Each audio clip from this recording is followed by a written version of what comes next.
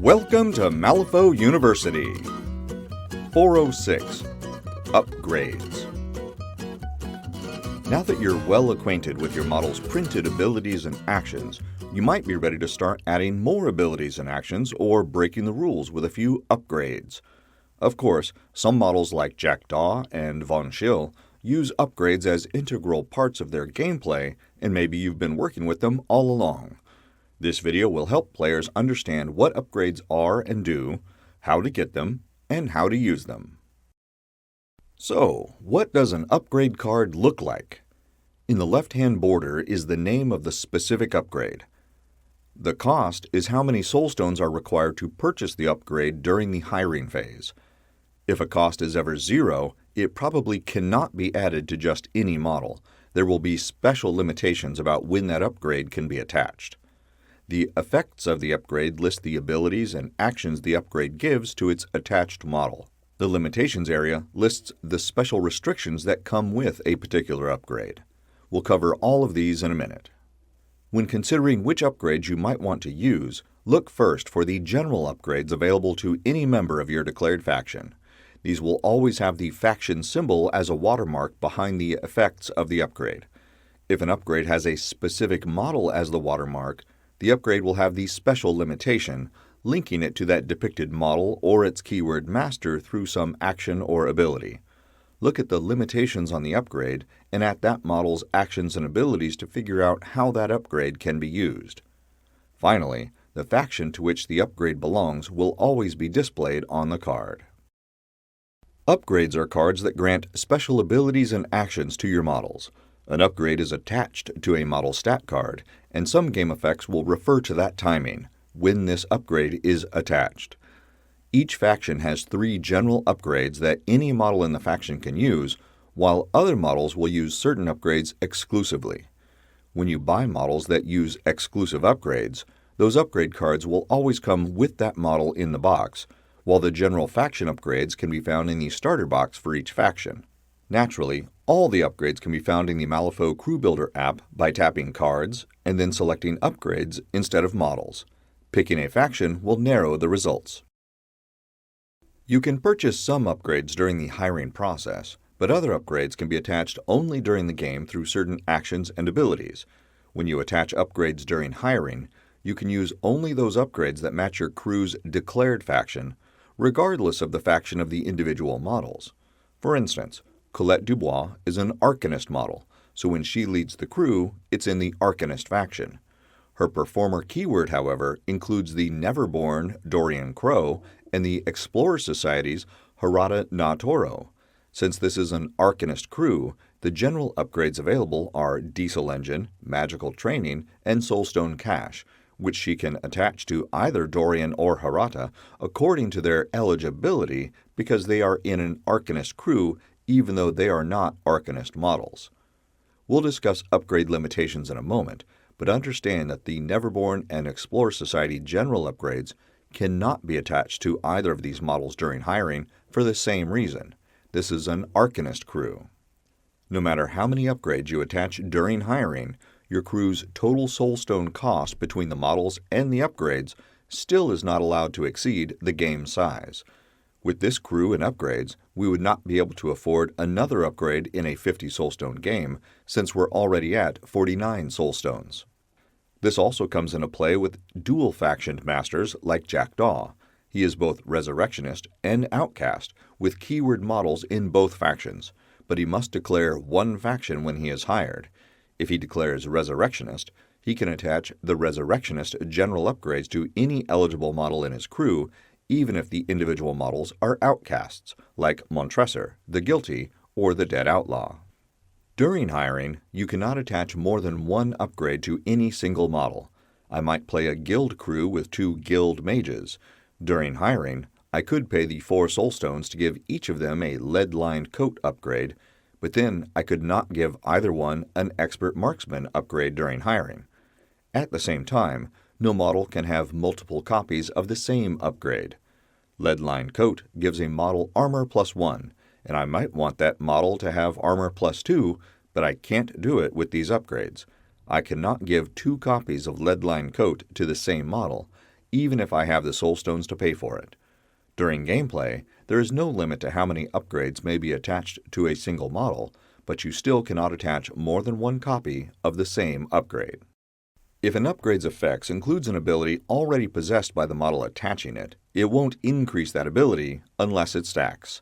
If a hex bow were to attach an expert marksman upgrade during hiring, the model would gain the sharpshooter ability and the armor-piercing trigger listed on the upgrade's effects, but would not gain expert shot since the hex bow already has it.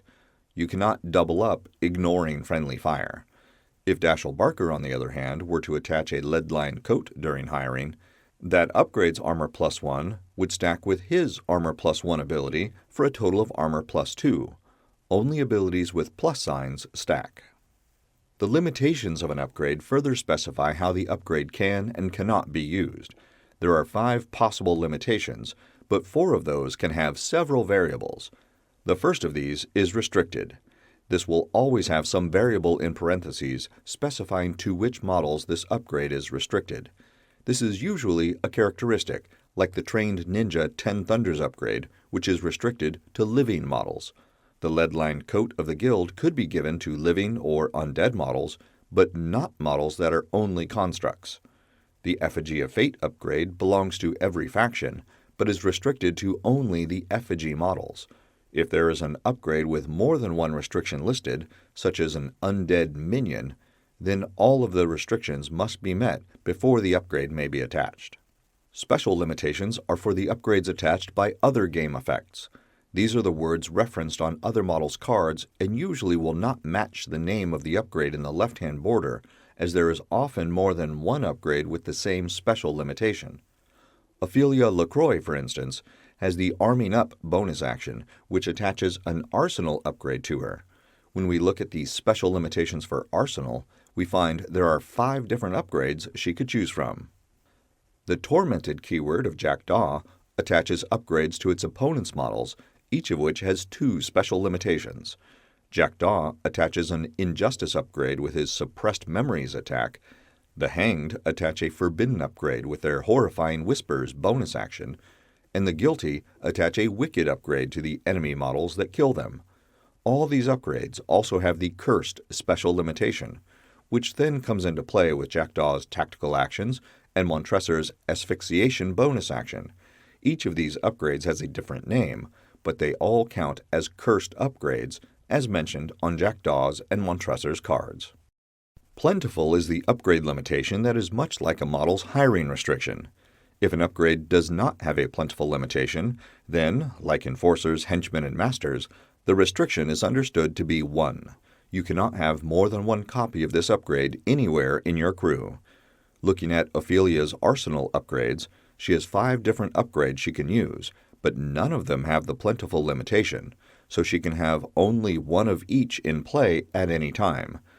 The Hanged's Forbidden upgrade is Plentiful 3, which means they can give 3 different enemy models this upgrade, but cannot give it to a 4th as long as those 3 models are in play with the upgrade attached. Some plentiful limitations are modified by the crew leader. The Dreamer can summon Nightmare keyword minions, attaching the Waking Dream upgrade when he does. This upgrade is Plentiful 2, but the effects state that if the Dreamer is the crew leader, the upgrade becomes Plentiful 5.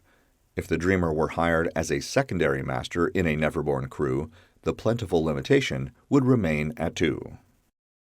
The crew limitation is unique among upgrades in that it attaches the upgrade to the player rather than to any model in the crew. This happens during hiring as long as there is at least one hired model in the crew with the keyword specified on the upgrade. The configuration upgrade is one like this. As long as there is one witness keyword model in the crew, even if it's hired out of keyword, then this upgrade is attached at the start of the game. Another crew upgrade is found in the Bygone keyword, which leads to the final limitation, double-sided. Double-sided upgrades are just that, one upgrade with 2 different sides. As crew upgrades, they are attached at the start of the game to the player who may choose either side to begin face-up unless the card says otherwise.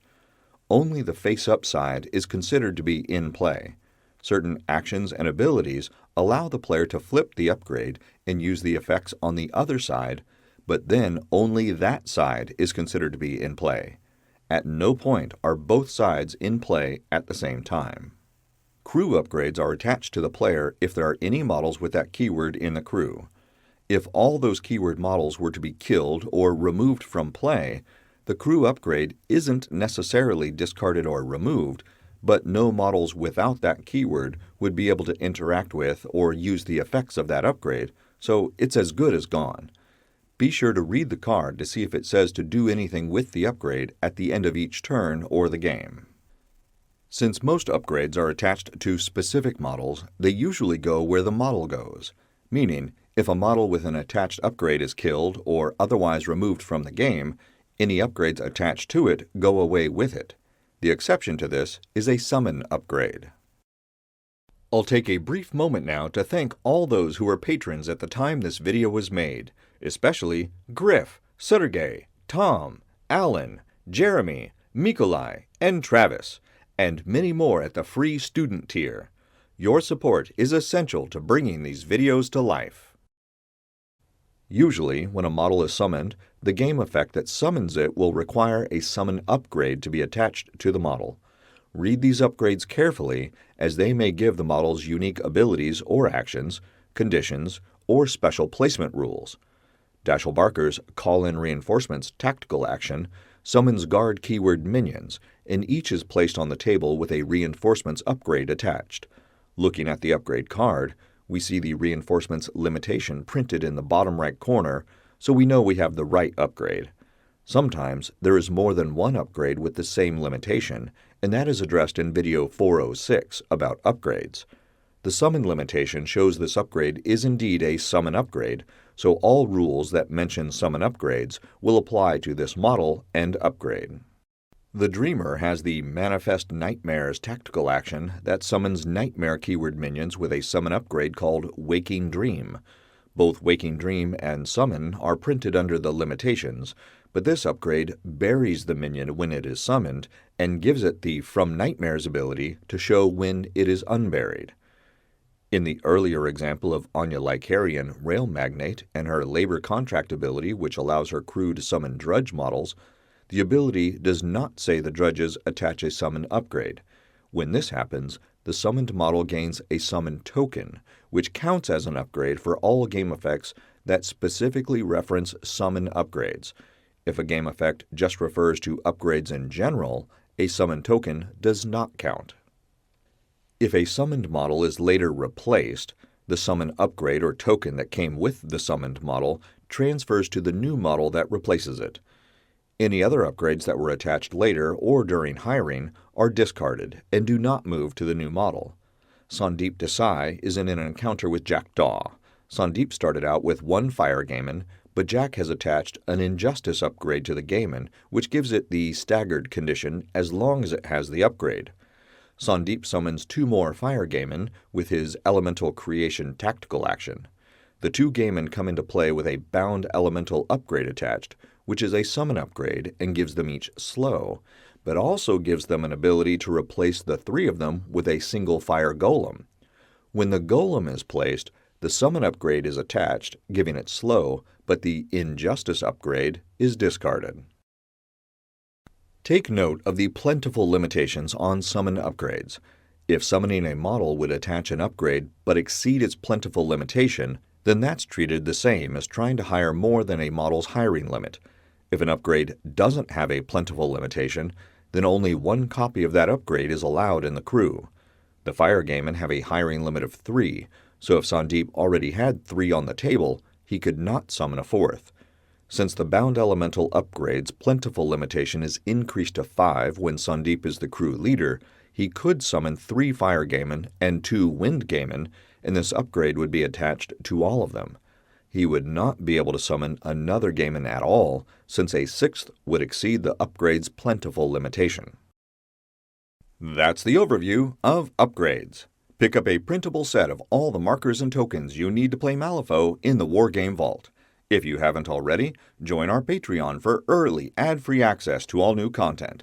And be sure to visit the Malifaux University gift shop for the latest in Malifaux-themed shirts, hoodies, drinkware, and more. Links are in the notes below. And remember, play friendly games, keep it simple, and have fun.